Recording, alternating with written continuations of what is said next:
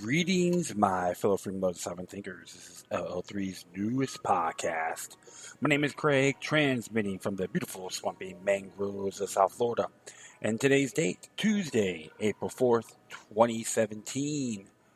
Yes, I am transmitting at CJ's Java Lounge, located at 400 Southwest 1st Avenue, along the beautiful rivers of the New River, and right on the southwest corner of this Andrews Avenue Bridge. Yeah, so it was just something horrific happened at St. Petersburg. So, of course, you're going to see some people skeptics, maybe conspiracy theories, which I'm not condemning, but I haven't really taken the initiative on looking at that. Plus, I've been keeping tabs on a little track on the Bundy case, what happened at the ranch in Nevada. And according to some sources, actually people who are witnessing it, say that the judge is not really using witnesses that represent the defense, and they're not using jury nullification. So, with that particular judge, it makes Benedict Arnold a patriot, or in other words, a hero of the American Revolutionary War. All right, so if you knew who Benedict Arnold was, you could figure it out. If not, do your homework. But I know I'm not too surprised. However, I might have to take the initiative to do an actual episode of the Bundy case as a whole. And to find out what's really going on, I got to do a little research and possibly be my next episode. So keep you posted for sure. So I got to put that in my memo. However, I'm just going to be seeing some interesting stuff here, which a lot of us came from activist posts, but from different sources, because they put links in there from other reports, which is good. And I just caught my eye here. It says it's by Matt Agarist. And it came out today. This one here is ex-Navy SEAL create veteran organizations to expose pedophiles and rescue trafficked children. It says here, to those paying attention, they are able to see the world has a horrifying problem with pedophilia and child trafficking. They are also able to see that the corporate media and the ruling class do very little to expose it, and in fact are often exposed for participating in it. However, ex-Navy SEAL and several other veterans are attempting to stop this. Veterans for Child Rescue, V4CR, as they noted on their new website, was formed specifically to expose that which has been covered up and suppressed, the dark and disgusting world of pedophile and trafficking rings. These rings include members from every level of our society and involve unthinkable trauma inflicted upon innocent babies and children, the soul of our nation. The group, which is in the process of forming a 501c3 nonprofit, was started by former Navy SEAL Craig Sawyer, and their arm is simple: expose child trafficking across the nation and save children from torture. Until now, pedophiles have enjoyed a counterproductive level of privacy from the media that puts more ordained children at risk. A crowdfunding page for the organization states, together we can work with federal and local law enforcement to help arrest these predators and liberate the child victims.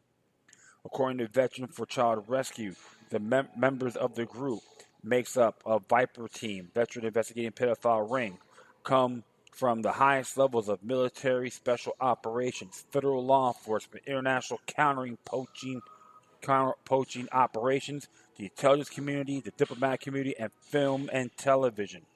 This abuse must be brought to light before it can be cleaned up. V4CR was created to shine that light. We will expose the crisis through joint operations with law enforcement and sharing the truth of an unflinching television documentary series for the world to see. Though through this, we hope to force stronger punitive legislation and create a non-permissive public environment to help reverse this life-shattering trend of abuse. A statement on the group's website reads, as the Free Thought Project has consistently reported, these sicko-dominant positions of authority at high-level government roles worldwide. And when people come forward to expose them, they are met with the Praetorian Guard who quickly labels such talk as conspiracy theory and pushes it to the fringe. The U-Caring page that was set up to raise money for V4CR was pulled without notice on Friday, and they were not given a reason, except that it was a violation of our terms of service. While there is definitely no shortage of conspiracy theories on the matter, the fact we do know are horrific enough to cause grave concern. As the Free Thought Project has pointed out, pedophilia among the elite is rampant. The problem has gotten so bad in England that officials issued an order last month to stop naming streets and landmarks after local heroes and politicians, because they could be later exposed as pedophiles. In February, the Free Thought Project reported on the fact that the police chief recently came forward and confirmed that the former Prime Minister of England, Sir Edward Heath, had raped dozens of children. The department also noted how those within the government helped cover up these crimes. In December, we reported on the massive child sex ring that was blown apart in Norway. That investigation quickly led to arrest of 51 people, all men, who are so far involved in the case. 24 of them come from Hordaland and Sogn Forjande. 26 come from the areas of Norway from the southeast to Finnmark in the north. Among the accused offenders, there is also one Swedish national, two politicians, one politician from Oslo, and a former National Progressive Party, or FRP, politician from eastern Norway are involved in the case. One is also a kindergarten teacher, and 4 of the 51 arrested were perpetrators in the video evidence collected. Domestically, however, these high-level arrests are few and far between, as any time the elite are mentioned alongside the term pedophilia, the corporate media shout down all those who dare pose any questions. Case in point, former Speaker of the House, Dennis Hastert. We should call it Turd, as far as I'm concerned. In January, admitted child rapist and former Speaker of the House, who's currently in jail, Dennis Hastert, came across our radar after he demanded one of the children he raped pay back the hush money given to him by Hastert because he broke his silence about the rape. Hastert admitted to raping little boys, yet he's in jail for fraud, not pedophilia. The good news is that because people are refusing to be silent, the coverage of human trafficking even hit the mainstream last month in a horrifying episode of Dr. Phil. I'm not a Dr. Phil fan, but I gotta admit, that was damn gutsy of him and his producers for putting it out there. A former victim who was born into the sex trafficking trade came forward to implicate high-level government officials as well as police and civilians in their role in trade. According to the anti-human trafficking group Polaris, located in D.C., the number of trafficked humans in the U.S. is startling. Since 2007, the National Human Trafficking Hotline operated by Polaris has received reports of 22,191 sex trafficking cases in the United States. In 2016, the National Center for Missing and Exploited Children estimated that 1 in 6 endangered runaways reported to them were likely sex trafficking victims. I always believed in that for a very long time, my friends, and I'm not tooting my horn either. The International Labor Organization estimated that there are 4.5 million people trapped in forced sexual exploitation globally.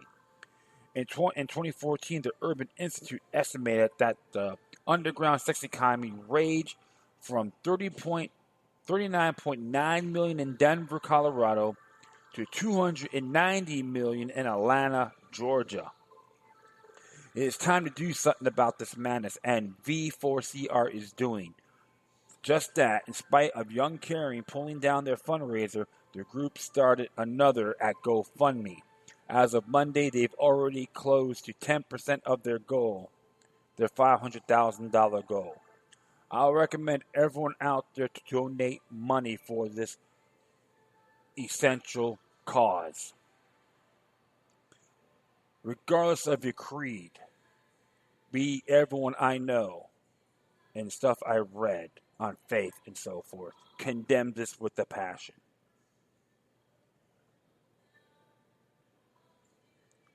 This has to go further than ever before. And the age of truth will accelerate. Sunlight is the best antiseptic for corruption. That's awesome. That's what it says there. I forgot to address that. And the links are on there. You can look it up yourselves. But I do give homage to these men that have the courage to make this a reality. Without our support, they'll go under. Let's not let that happen. I beseech every single one of you out there around the world that hears this show to make it happen. You create something like this in your country. Whether it's in Bangladesh, Britain, Canada, Mexico, Vietnam, China, it doesn't matter. We all give a damn about our children. They have to be preserved honorably. Some folks call them, they have the greatest magic, and I'm being symbolic. This is downright nefarious and need to be brought to justice. Thereafter, if they're terminated, so be it. That's how I feel about these child trafficking pieces of garbage. And I am being polite. Spread the word. Because one day maybe someone you love that can be caught in this bind. Okay. Next here is entitled The Last Five Presidents in the Row Have Bombed Iraq by Darius Shandomazbi. Who is to blame for the current state of chaos in Iraq? An oversimplified and misguided, if not dishonest course of action would be to blame Iraqis for being the radical death cult worshipping fanatics. They are and ignore America's foreign policy decision making, which led to the current situation. In turn, one could place Iraq on a travel ban list of nations that doesn't include any of the countries that created in support of Al-Qaeda, and then nonsensically remove them from your revised list some weeks later. Of course, a more and fruitful venture would be to examine the events that led to the current situation engulfing Iraq, as American aerospace continue to massacre the Iraqi civilian population by the hundreds. You owe it to the Iraqi people to get the bottom of the story. From there, we could ostensibly create a future path that brings peace to the war-torn nation, as opposed to blindly continuing the same policies Iraq has been victim to for decades. In the early 1900s, the British drew up artificial boundaries for Iraq and forced diverse groups in a sectarian society to identify themselves under one nation. The tactic was part of a wider divide and conquer strategy the British employed throughout the region. According to the New York Times, the CIA actively supported Saddam Hussein's initial rise to power in the 1960s by staging a coup in a bid to undermine the threat of Abul Karim Qasem, who had grown to assertive for Washington's liking. The U.S. support for Hussein continued for decades as the U.S. heavily backed Iraq's war of aggression against neighboring Iran, even though the U.S. knew he was using chemical weapons. The U.S. also secretly armed the Iranians at the same time to maximize the death toll. The war cost well over 1 million Iraqis and Iranian lives. The U.S. was even trying to convince Hussein to attack Assad regime in Syria, even though they knew Hussein was, at the time, fighting for his life in the Iran-Iraq War. Following this brutal war, the U.S. duped Hussein into thinking they had given him the green light to invade Kuwait. As soon as Hussein invaded Kuwait, the U.S. almost immediately turned its back on him and began a PR campaign that eventually led to an invasion on Iraqi soil. In 1994, when Dick Cheney was asked if the U.S. forces should have gone all the way to Iraq, he responded with a resolute no before adding further, if we'd gone to Baghdad, we would have been all alone. There wouldn't have been anybody else with us. There would have been a U.S. occupation of Iraq. None of the Arab forces that are willing to fight with us in Kuwait are willing to invade Iraq. Once you got Iraq and took it over, took down Saddam Hussein's government, then what are you doing to put in its place? That's very volatile part of the world. If you take down the central government of Iraq, you could very easily end up seeing pieces of Iraq fly off. Part of it, the Syrians would like to have. The West, part of eastern Iraq, the Iranians would like to claim. Fought for over 8 years. In the north, you've got the Kurds. And if the Kurds spin loose and join with Kurds in Turkey, then you threaten the territorial integrity of Turkey. It's a quagmire if you go that far and try to take over Iraq.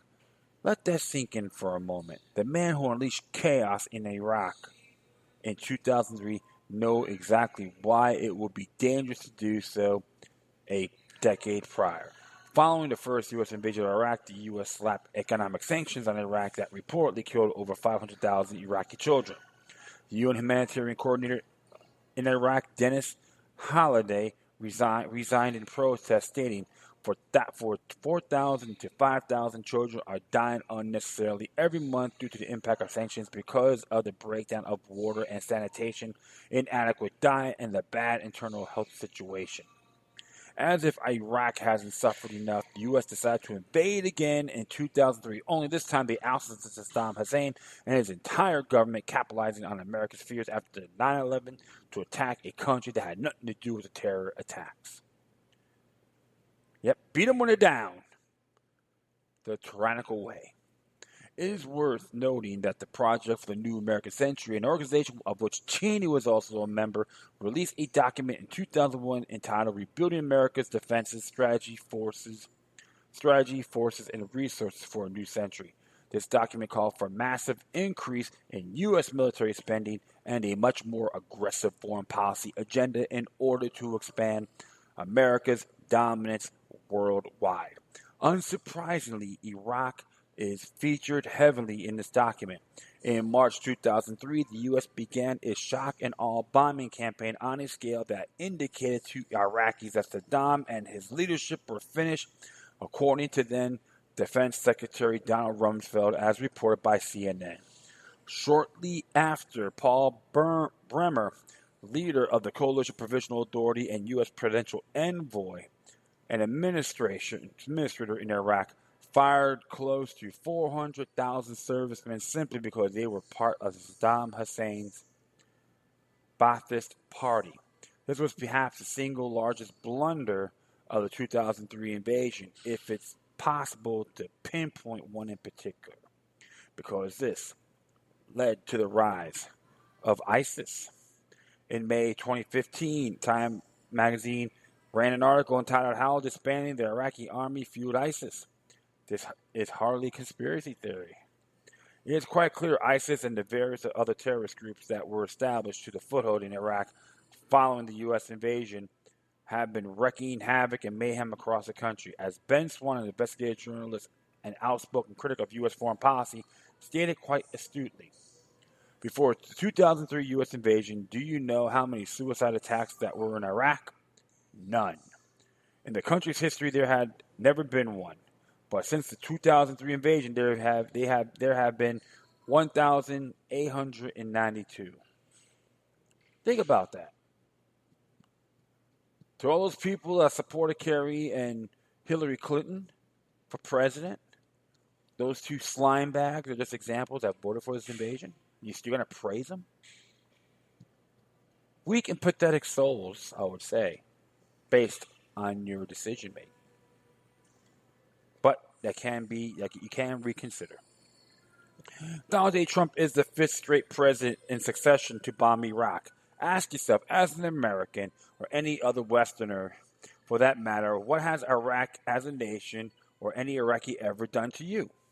What has Iraq done to the world to deserve this treatment? And what is the connection between relentlessly bombing a country for decades and crippling its economy and its liberation? How can anyone explain at what stage, since the early 1900s, Iraq has been liberated by anyone? Trump supporters and this media mouthpiece can spout anti-Islamic rhetoric as much as they like, but it is truly intellectually dishonest position to focus solely on the region's religion and not on the actual events that led to the chaos we were seeing unfolding right now. There are many majority Muslim countries that are actually tourism hotspots. So surely there is something in particular about Iraq's situation that it makes it such a hotbed of violence and terrorism. And it is as important now as ever to examine these underlying events and causes, considering the U.S. air campaign in Iraq is radically intensifying. Can't argue with that. The status quo will continue. To all you Trump worshippers out there, we're going to tell him and his administration, bring our troops home. They have nothing to do with it. I will admire them, the administration, for saying Syria is off the table. I will give them that. But do it more than just Syria. Bring all our troops home. Help rebuild that country. If you want stronger ties in the Middle East. It may not be perfect, but it'll be a hell of a lot better than it is right now.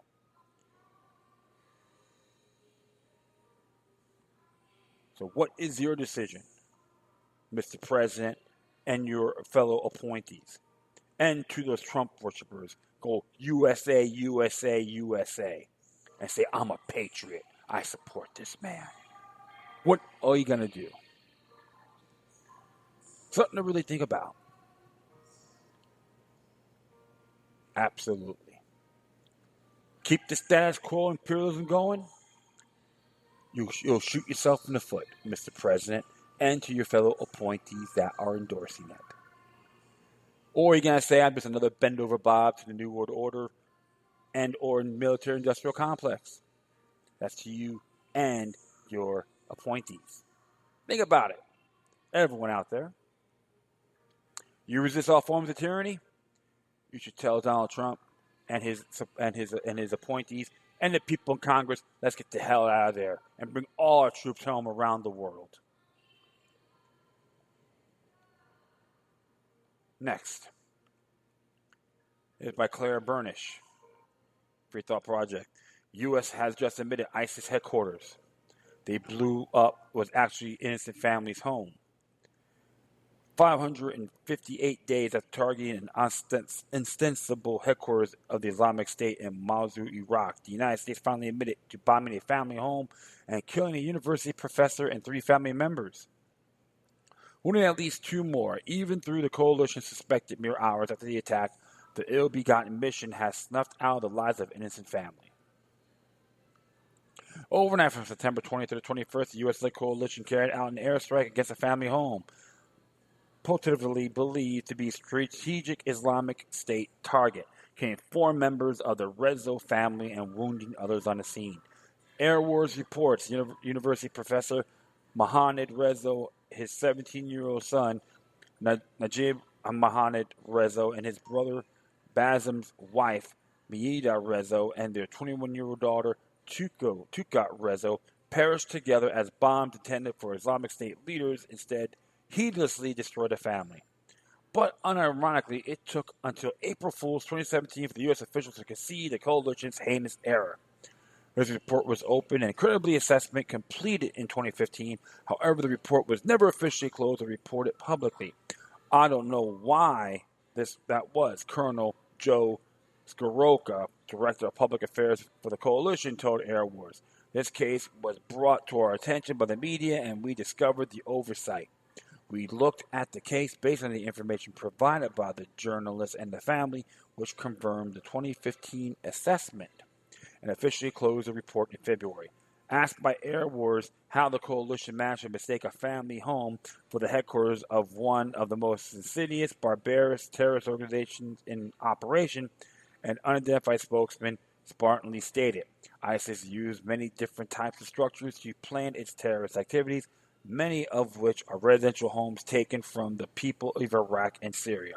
While indeed welcome news for the Rezos and their loved ones, the tepid acknowledgement of wrongdoing dismisses over a year and a half demanding that deceased family members not be posthumously falsely described as fighters, militants, and anything other than the innocent and extremist condemning people they were.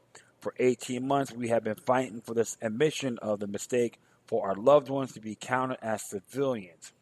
Professor Zarina Grewal told Air Wars from New York, "It is a small relief to have the U.S. government concede that this airstrike was a mistake, that they mistakenly target the residential homes of a family that opposed ISIS. It is also deeply frightening because this case is an indictment of the quality of U.S. intelligence." Grewal, an associate professor of American and Religious Studies at Yale University and the author of "Islam is a Foreign Country, American Muslims and the Global Crisis of Authority," and "Is the Quran a Good Book?" exaggerated the imprecision with which the coalition murdered members of his family in an editorial for the New York Times on October 4, 2015, just days after the tragedy. The American-led air campaign could not hit a weapons storage facility belonging to the Islamic State or ISIS. As one local report claimed, Grewalt asserted in a secluded part of Mosul that locals called the Woods, the empty government warehouse which the Islamic State briefly occupied until January, remains untouched. Instead, the strike hit 2 homes nearby, killing my husband, cousin, Mohamed Rezo, university professor, his 17-year-old son Najib, and their beloved German Shepherd Sinbul. Mohamed's wife Sana survived the explosion, which flung her burn from the second-floor bedroom to the driveway below. Mohamed's older brother Basim also narrowly survived, but his wife Miyada and their 21-year-old daughter Tuka did not. Basim's pelvis and leg were shattered in the attack and required surgery, but it is his emotional pain that consumes him. Grewal's candid description of the hopelessly ill-conceived airstrike provide intimate insider context for civilian casualties resulting from U.S.-supported actions, the physical actuality of which too frequently is dismissed in the sterile headlines and paragraph-long articles by the American corporate press.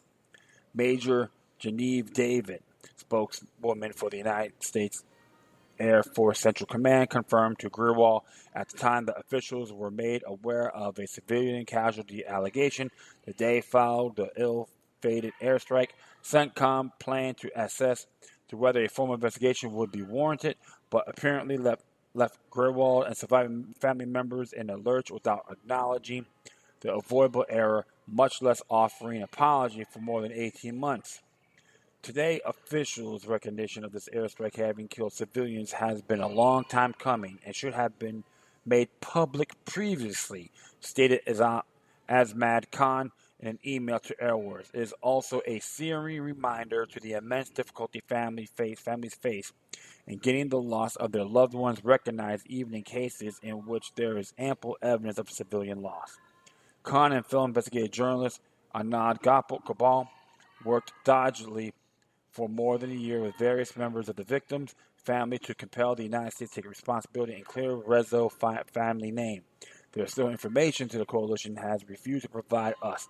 Khan continued, for example, the kind of aircraft and munitions used in this airstrike, as well as the reason why the Rezo family's home were hit, are still also awaiting the results of our Freedom of Information Act request for the government's own investigation into this incident.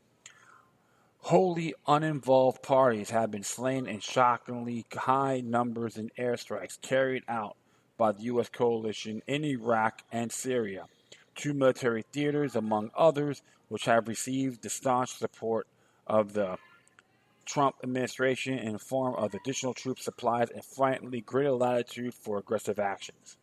To wit, the U.S. military Combined Joint Task Force for Operation Inherent Resolve claims a striking 229 were killed, essential without justification in Iraq and Syria last month during the coalition of extinguished Daesh, or Islamic State, control in the region.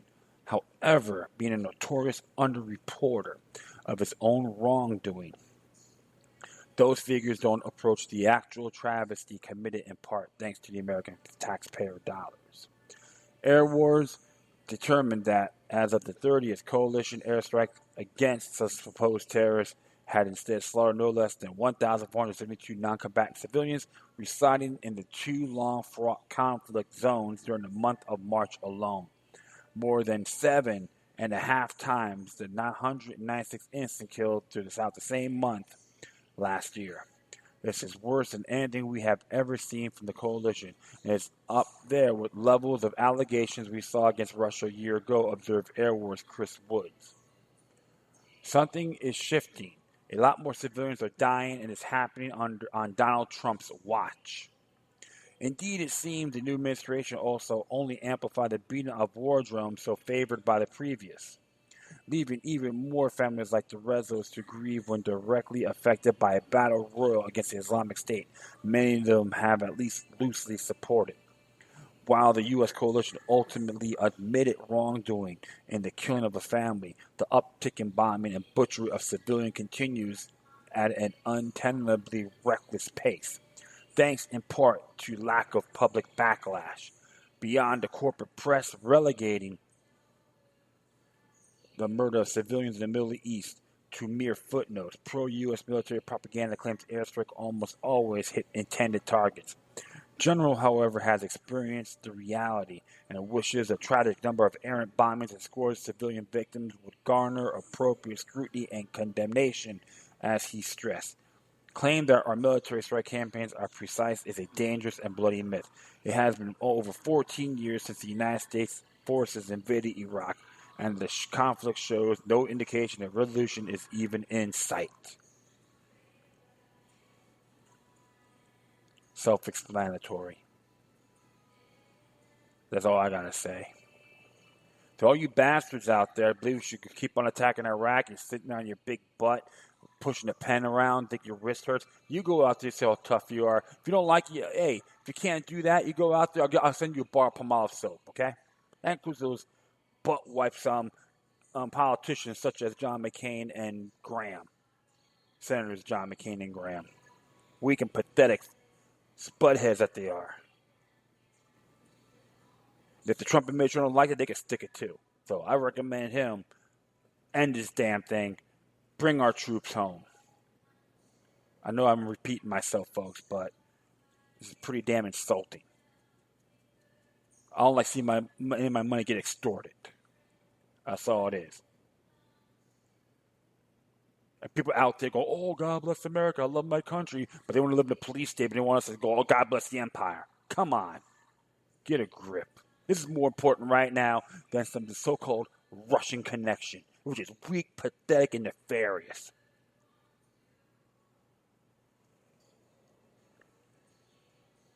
What do you got to say about that? Hit me your comments, and I'll deeply appreciate it. All right. Next one here came from, oh, sorry about that, Catherine J. Frompich. So, this is a little activist post. And this is here saying, it's entitled, Is there a constitutional crisis in the USA? No one is addressing. Everyone is so smitten with high-tech and other political correctness awareness going on, and no one is paying attention that our fact that our constitutional rights, especially those emphasized in the first 10 amendments, aka the Bill of Rights, originally proposed then by written by James Madison are being overlooked, denied, and basically thrown to the winds as they did not exist. As I hear the drumbeats of what's going on around the country with regards to sorts of all consumers and taxpayer issues, I think I understand how these crises are being rolled out simultaneously, so everyone thinks they are the new norm. Well, let's think again. I say we still have the U.S. Constitution, which is the basic law of the USA, and we also have individual state constitution, in which most cases parrot some of the rights in the U.S. Constitution. So what's gone wrong, you say? There are two perfect examples in the Commonwealth of Pennsylvania. First occurs in a sleepy little borough of Pottstown. Pottstown City's fathers apparently enacted a biannual rental inspection policy requiring rental properties to be inspected even against the renter's wishes. Question: does that type of inspection require a warrant based upon probable cause? According to KYW 1060 Radio News reports, those inspections can include moving beds, looking into closets, actions which are off limits for government unless there is probable cause. Dorothy and Omar Rivera, who rented a home from landlord Stephen Camburn, filed a lawsuit against the borough to prevent such inspection. Coincidentally, their landlord also joined in the suit. The Riveras contended such inspections are constitutional. They are represented by an attorney with the Virginia-based Institute for Justice. So which constitutional rights are Rivera concerned about? According to Dorothy Rivera, I'm a private person. I've done nothing wrong. I don't want people snooping around my house. One, add to the fact their landlord says everybody deserves privacy. If there is no real probable cause, they should not be entering a house that is occupied. Megan Forbes, the plaintiff's attorney, said people should know about how intrusive these searches are. However, in the lawsuit, attorneys claim that Pottstown's policy is too broad, allowing for inspectors to conduct highly intrusive wall-to-wall searches for compliance with the on-the-spot standards that inspectors are free to make up as they go along. What's going on in Pottstown regarding rental property inspections is nothing compared with what's happened to every Pennsylvania utility customer who was supplied electricity, natural gas, and water with more than 100,000 customers. Customers' appliances and usage are being monitored, collected, and sold to third parties unknown to consumers without their knowledge and consent, nor a legal warrant to collect such personal information. Check out Onzo and what that algorithm does with smart meter data and information. Here's a video for that, so check it out yourselves. Talk about highly intrusive and wall-to-wall searches and being too broad.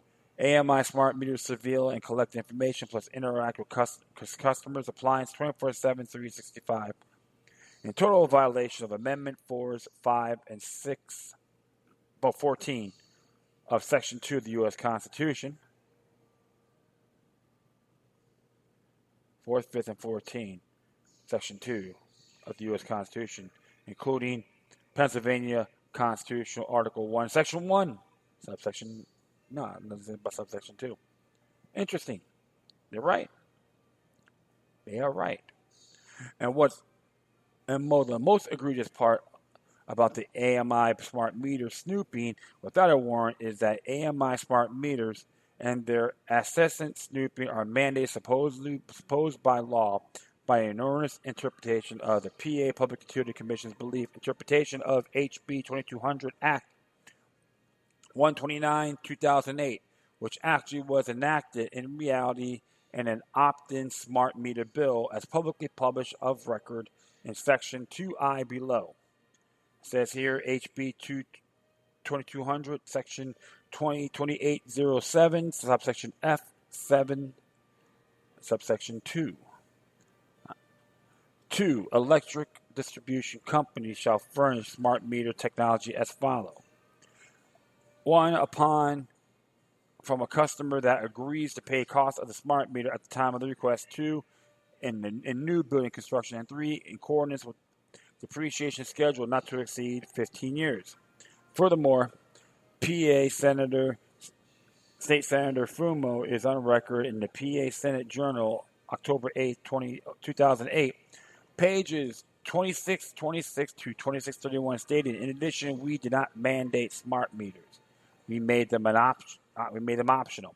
However, the peace day resistance is the most damning of admissions by the PUC's Office of Communications, Dave Hinkson, in his letter to Thomas A. McCary, dated March 22nd, 2017, wherein Hickson says, as I stated earlier, email correspondence with you, the Commission believes that it was intent of the General Assembly to require all covered electric companies to deploy smart meters system-wide. CJF emphasized added thereby supposedly and illegally the PUC made smart meters mandatory, not the state legislature. But that's not all. Every U.S. state, bar none except those states which provide opt-outs from AMI smart meters, are breaking federal law. Did you know that? The federal law which individual states are violating when they mandate smart meters is public law 109-58. The Energy Policy Act of 2005, Section 1252, smart metering. Nothing is said about AMI smart meters are being mandated. That would be unconstitutional. I contend. So that's why mandated is not in the language. However, the feds offered a few carrots, i.e. grants and monetary incentives, to those utilities that would implement AMI smart meters.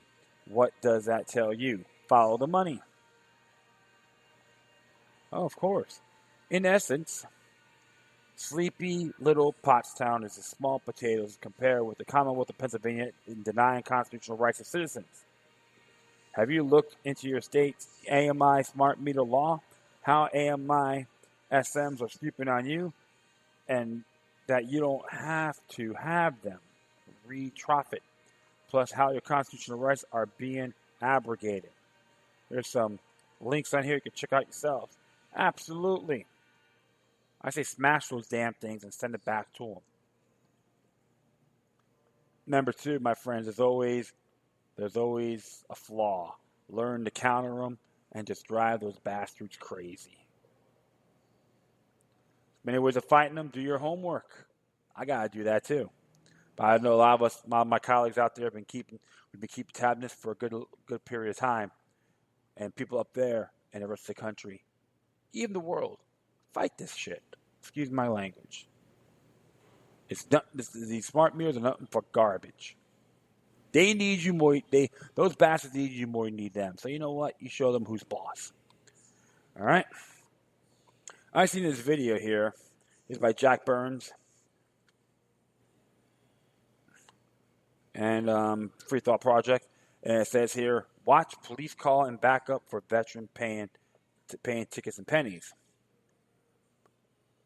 It's happened in Manchester, New Hampshire. A story about citizens paying their taxes with pennies aren't new, but how Spalding in Manchester paid his parking ticket with pennies might be a first, since he was packing a sidearm while doing so.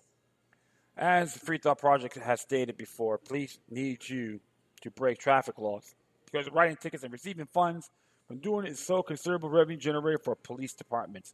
It's how police states maintain their control over citizenry.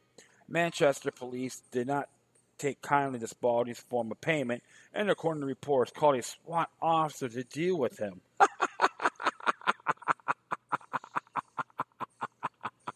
I'm sorry, I find it hilarious. At first, the police told Spalding he should take his form of payment to the bank and get bills instead of pennies. Oh, thank you, Mr. French. You want me to hold my hand? You want me to use the bathroom and wipe my butt? Come on. You don't have a bank account, one officer asked. None of your damn business, as far as I'm concerned. You can see the video. It's like a short video. All right? Spalding responded by saying he didn't. Whether it's true or not simply doesn't matter. Spalding has every right to pay his extortion fees in pennies. According to U.S. Law Code 31.5103, the United States coins and currency, including Federal Reserve notes and circulating notes of Federal Reserve banks and national banks, are legal term for all debts, public charges, taxes, and dues. I hope the people who work for these particular entities around the country could understand that clearly. I don't have to go super slow. I'll just say it again. U.S. Law Code 31.5103. And there's a link for it so you can look it up yourselves. Spaulding had a friend record the scene. Although the recording does not start and stop at the beginning and at the end of the encounter, it does show police intercepting Spaulding, ask him to find some other form of payment, and then telling his friend he has to stop recording because he didn't announce he was going to do so. You're not that special. Sorry. I'm a glam boy with a badge. We're glamour men. Please. Refusing to allow two citizens to record themselves paying a parking fee is considered a violation of one's First Amendment right, so long as it does not interfere with the official duties of officers. Spaulding may have recourse to file a lawsuit for both issues, refusing to receive this form of payment, which resulted in his incurring additional expenditures, and his friend being forced to stop recording. Ha ha! Recently, an activist by the name of Philip Turner won a judgment in the U.S. in the Fifth Circuit Court of Appeals, who ruled he does, and so does every citizen have the right to film police. Entering a courthouse or police station while being armed is also not legal in New Hampshire. Yeah, they have constitutional carry now. Spaulding knew that as well, but he reportedly had to take his grievance to the sheriff's department before he was allowed to go back to the courthouse and pay for his parking ticket in pennies. Spaulding may have, however, missed an opportunity to have this ticket nullified. Upon having presented his form of payment and having witnessed his payment refused, he could have asked a judge to dismiss his $75 ticket.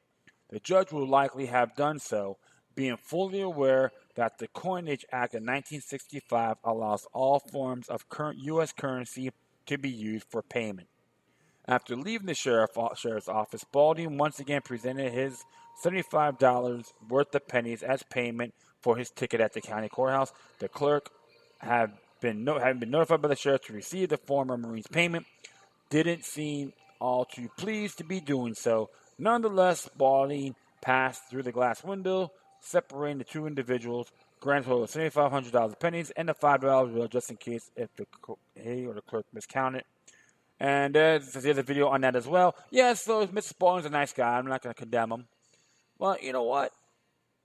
I love it. Pay things in pennies and drive them crazy. If they don't like it, you just print up U.S. Code Law Code 35.5103. If they give you crap, you just ask them, is this municipality or the state seceded from the United States of America?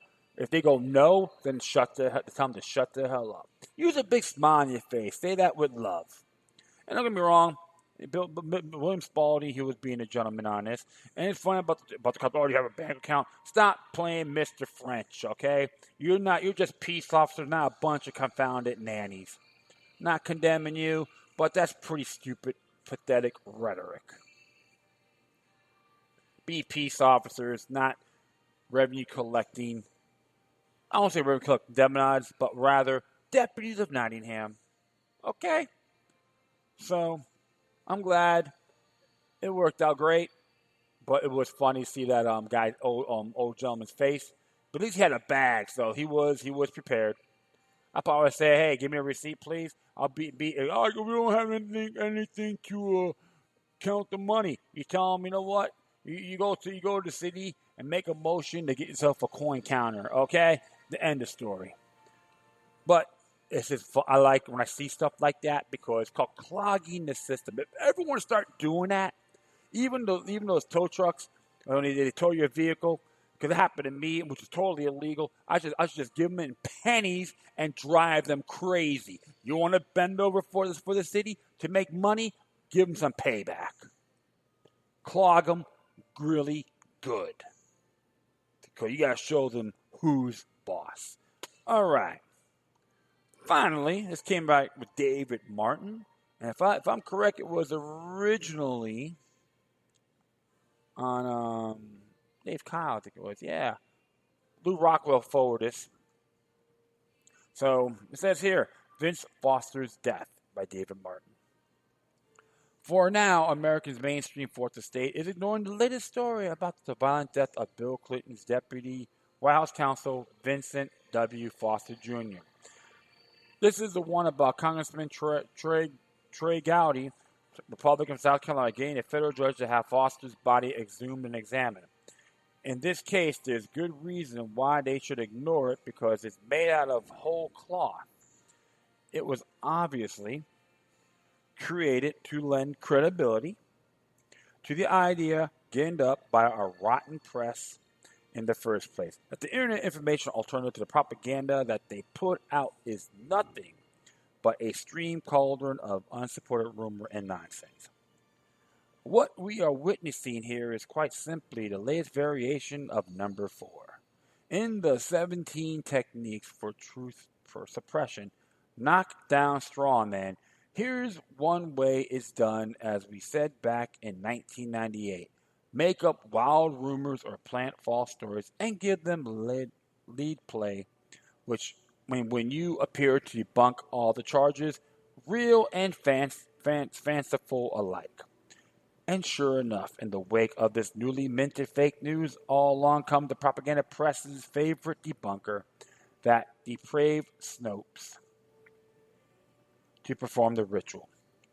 Behind this fake news, according to the shameful propagandists masquerading as truth-telling journalists, is nothing more than the desire to make money by selling unpopular myths. The truth be damned, that ploy falls under number 6 in the 17 techniques impugn motives.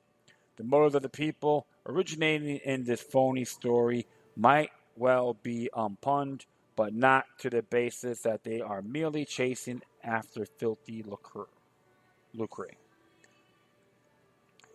Such canavery may be contrasted with what motives the genuine truth seekers in the Vince Foster case. Hugh Turley and his motivated him from the beginning. He shares the website Vince Foster Murder Cover-Up with the key critical witness in the case, Patrick Knowlton, and Knowlton's lawyer, John Clark. It is the definite source for truthful information about Vince Foster's death. Turley has been involved in this endeavor for quite some time, as revealed by the email he sent me this week.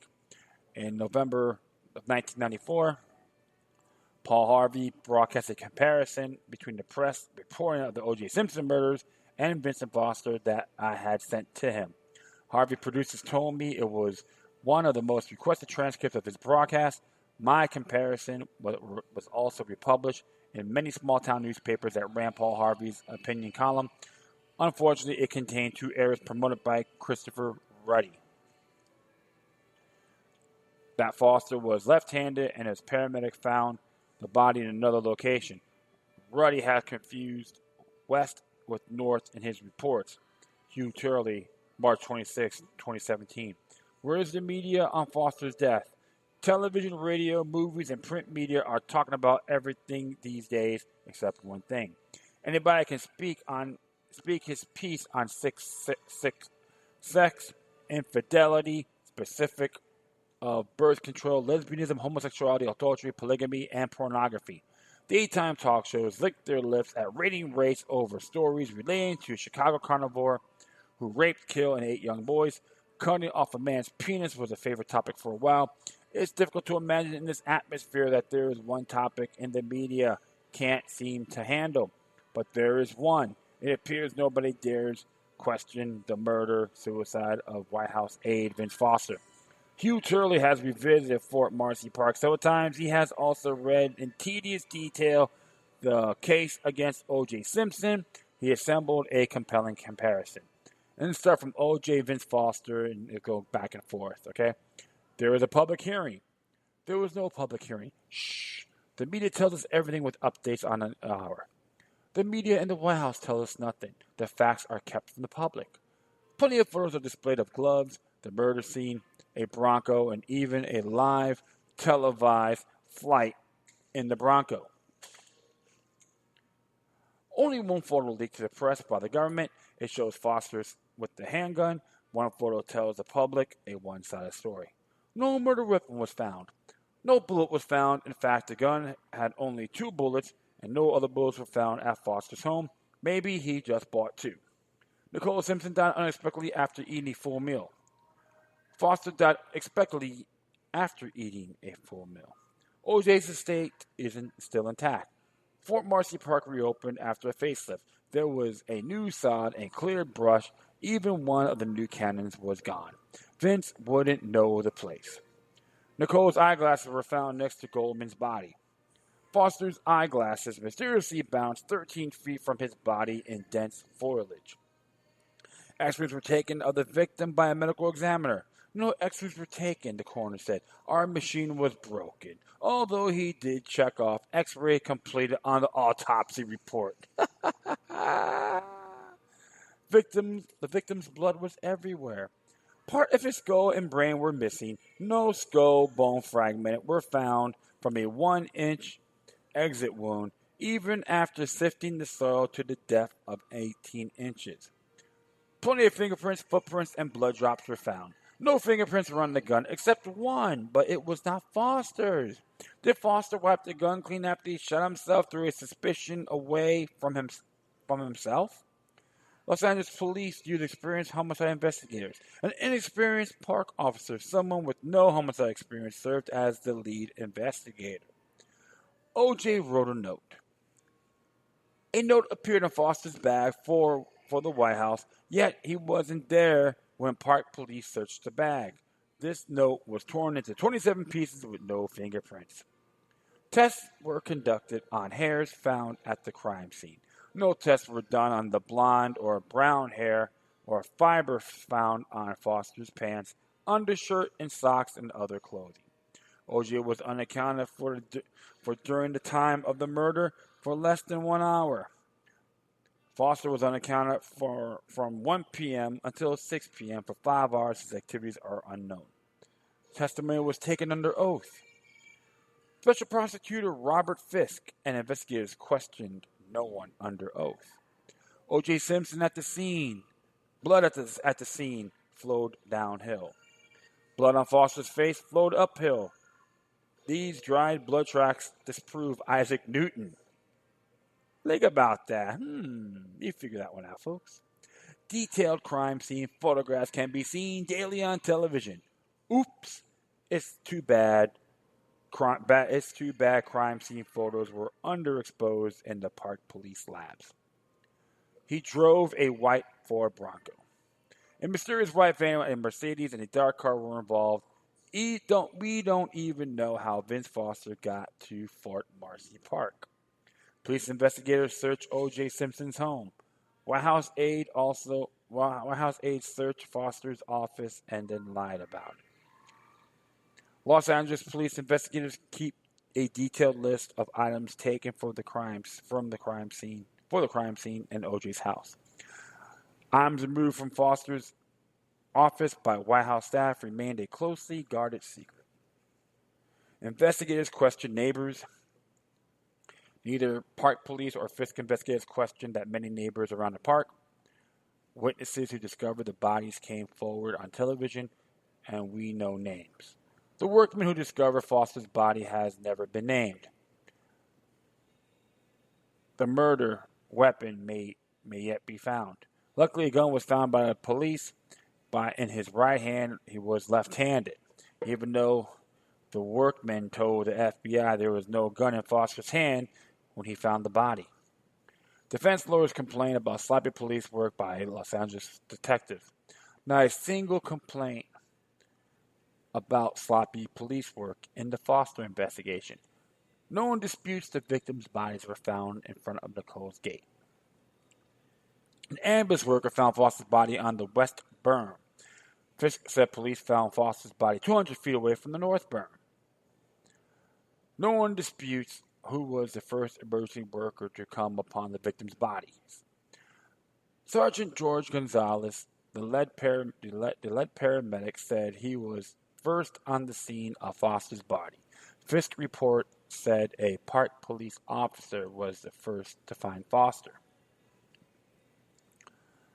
We know why articles from O.J.'s house are held by Los Angeles police as evidence.